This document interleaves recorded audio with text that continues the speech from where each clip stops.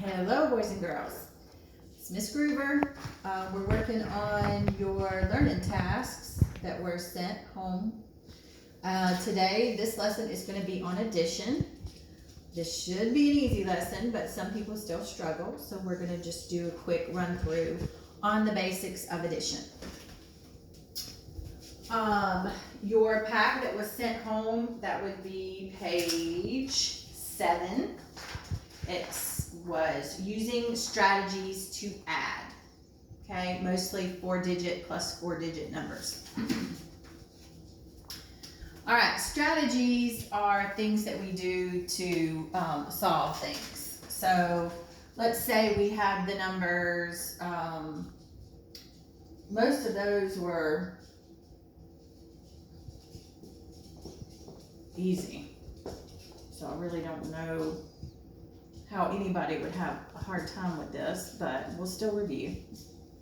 Okay, so the main thing when we add is we always have to make sure that our places are lined up. Our ones are lined up with ones, our tens are lined up with tens, hundreds with hundreds, thousands with thousands. Obviously, if we were adding the wrong places, then your answer is going to definitely be wrong.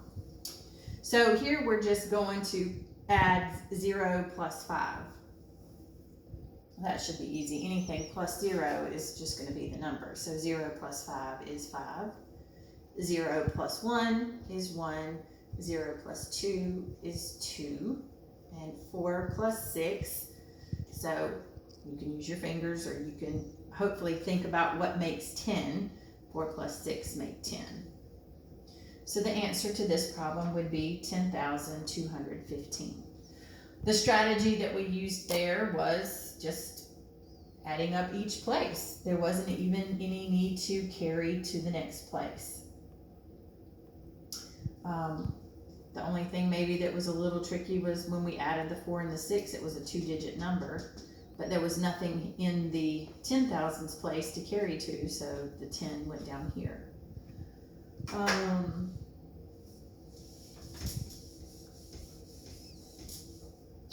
Let's try another one. I really don't think anybody's going to have much difficulty with this. If you see something written like this,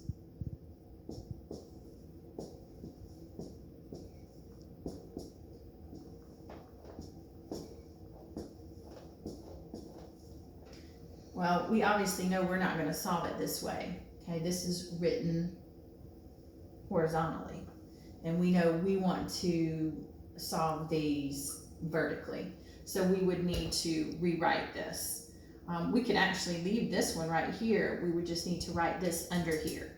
Now this is where I warn you to be careful. You wouldn't want to write the 9 under the 7, because the 9 is the first digit and the 7 is the first digit.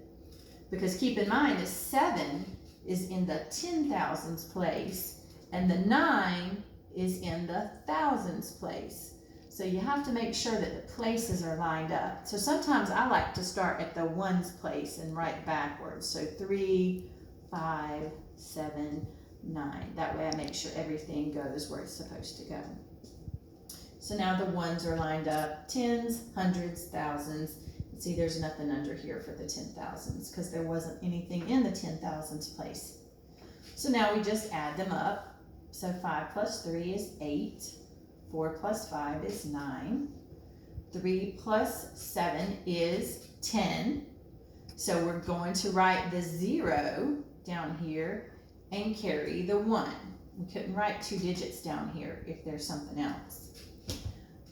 Now, when I add, I always look to make 10. So I think this 1 and this 9 would make 10.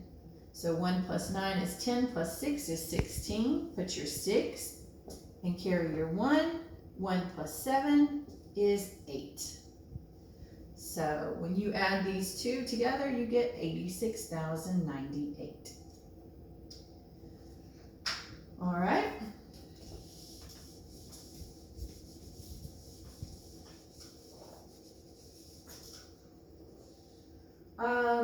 You'll notice on the bottom of this where it says what strategies did you use to solve the problems. I don't really look for you to put anything complicated there, guys. And when it says check your answer to problem 6 by solving it with a different strategy, show your work, I'm going to tell you what the answer key said.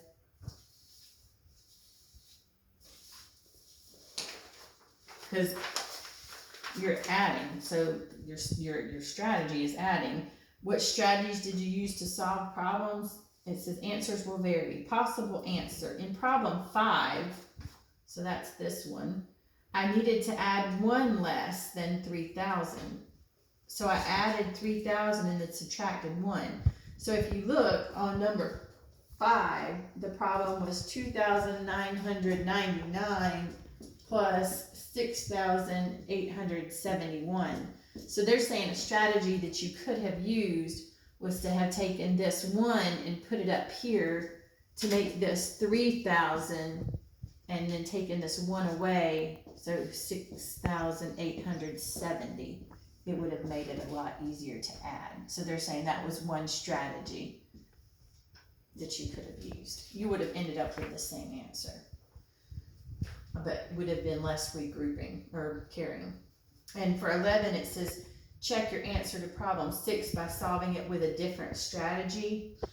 Well, the only other strategy that I can think of is you could have taken your answer and subtracted that second number to see if you got the first, or you could have taken your answer and subtracted the first number to see if you got the second. So for example, on this, if this is the answer you got, you could have checked by subtracting this minus this to see if you got this, or you could have subtracted this minus this to see if you got this. I'm not too worried about these down here, guys. Mostly just work these addition problems out for practice, okay? Now we're going to switch to subtraction and get a little practice in with subtraction. That is definitely probably a weaker point for most of you. So let's switch gears and we're going to do subtraction. All right. Now the subtraction problems that they give us,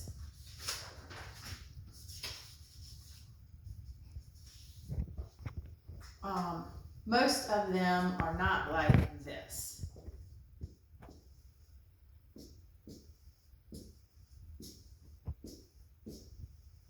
So let's work this one out. So obviously we always start with the ones place. So we'd say 9, take away 7. So 9 minus 7 would be 2. And 4 minus 2. So you'd say 4 minus 2 is 2. 5 minus 3 is also 2. And 7 minus 2 is 5. So that was easy because it didn't require us to do any regrouping. Okay, but most of the time, and in real life situations, we're going to have to regroup.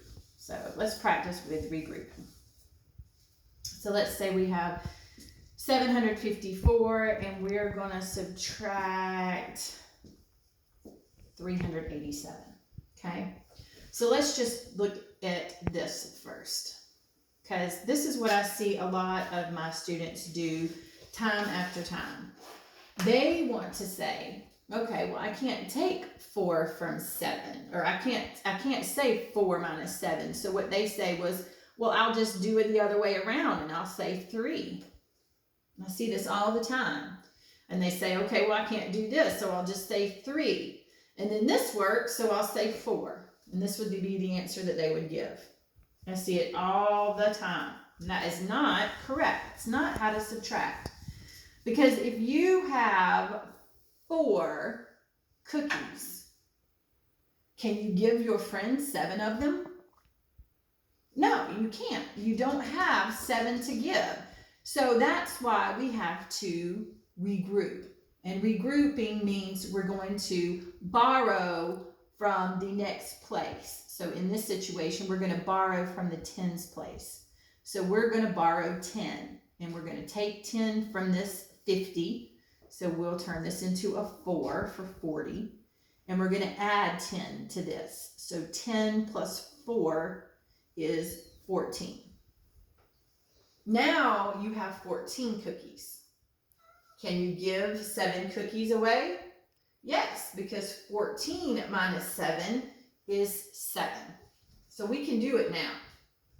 Now, come back over here. So we're in the next place. We're in the tens place now. Now you have 4 cookies. Can you give someone 8 cookies? Well, of course not, because 8 is greater than 4. So you have to come next door and regroup. You'll cross this out and turn this into a 6. So you've borrowed. So you're going to give what you borrowed to the 4. So now you have 14, and you can do 14 minus 8. So use your fingers, use whatever you need to do. 14 minus 8 is 6. And we're in the last place is 6 minus 3. Well, 6 is greater than 3, so we don't have to borrow. If the top number is greater than the bottom number, you don't have to regroup. You don't have to borrow. 6 is greater than 3, so we can just subtract, and the answer is 367. So we'll try another one like that. Okay?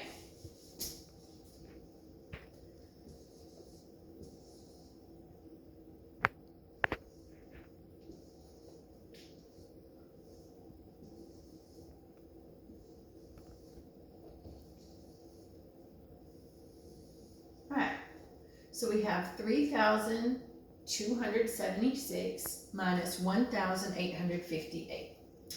All right, so let's look at the first set of numbers. We always start with the ones place to subtract.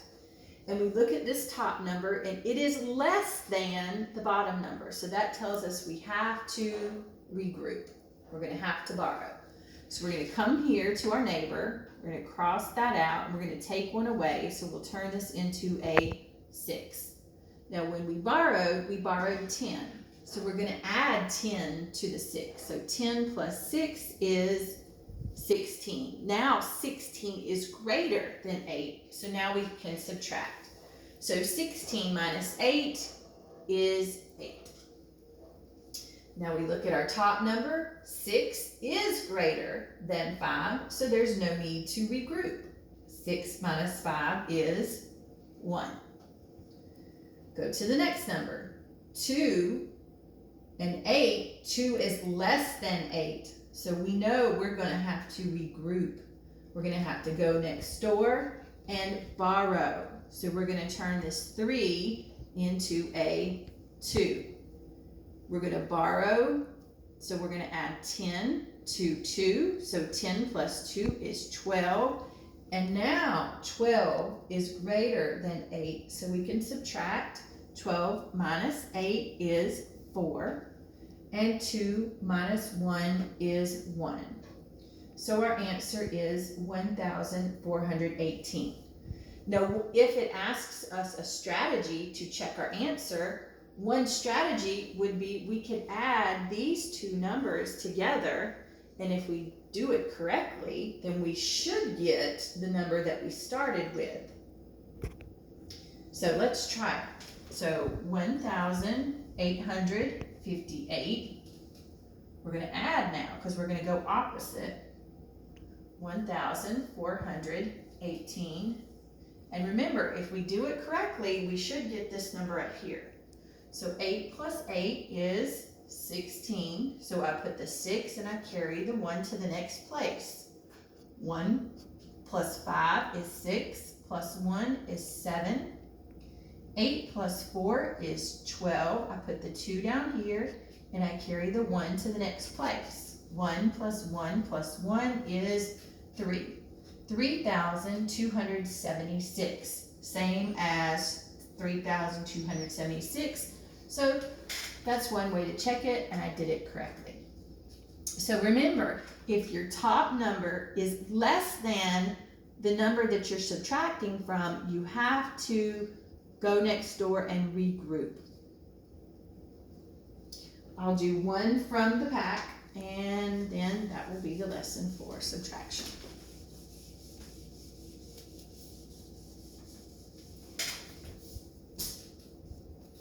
We'll do, none of the ones from the pack are very difficult though. We'll do a hard one. This is not front pack.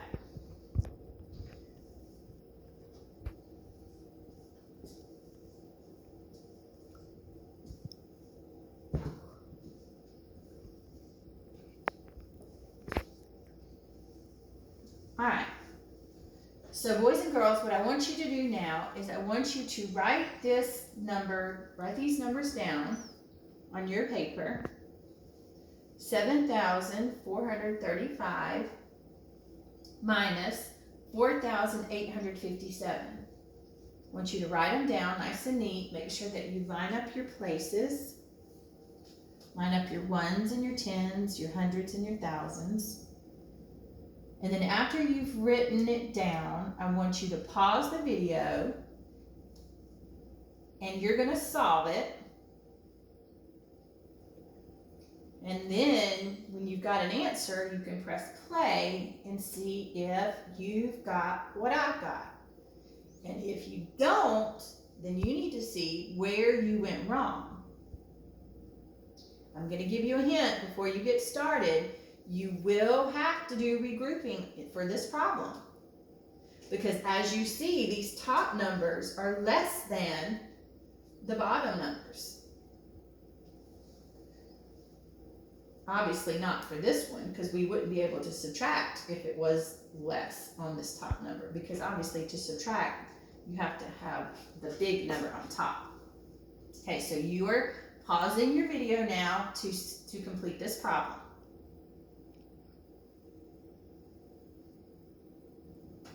All right, so you should have an answer. So let's see if you have the same answer that I come up with. All right, so I gave you the clue ahead of time. I said you're definitely going to have to regroup for this one.